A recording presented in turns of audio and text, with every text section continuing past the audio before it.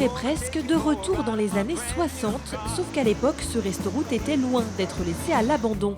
C'était plutôt un véritable lieu de passage au bord de la Nationale 10, dont l'association de préservation du patrimoine Nostal 10 garde de précieux souvenirs.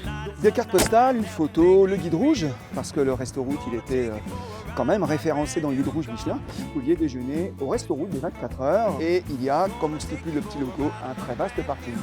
Car inauguré en 1955, le restaurant de Chambray-les-Tours a longtemps été un lieu de restauration pratique et bon marché, notamment pour les vacanciers et les routiers qui empruntaient tous les jours la RN10, à l'époque seule grande artère reliant Paris à Bordeaux.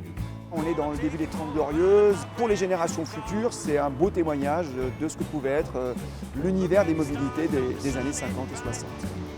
Ce succès prend fin dans les années 70 avec l'arrivée de l'autoroute A10 et notamment du tronçon entre Tours et Poitiers venu concurrencer la nationale.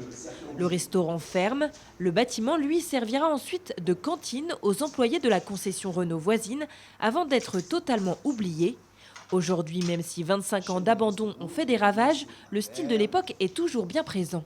Les lieux n'ont pas trop changé avec la cheminée au fond. On voit bien ici donc les tables qui étaient aménagées le long des fenêtres.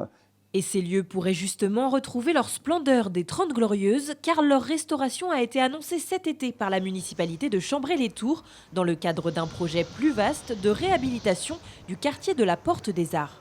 C'est une marque du passé. On ne peut pas le raser. Il faut effectivement intégrer ce passé à des projets d'avenir. Il nous semblait intéressant de le garder, de le sauvegarder.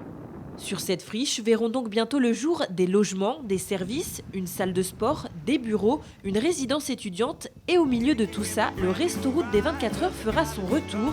Ne reste plus qu'à lui trouver une affectation. Restaurant comme à l'époque, bar, commerce ou musée, tout est encore possible.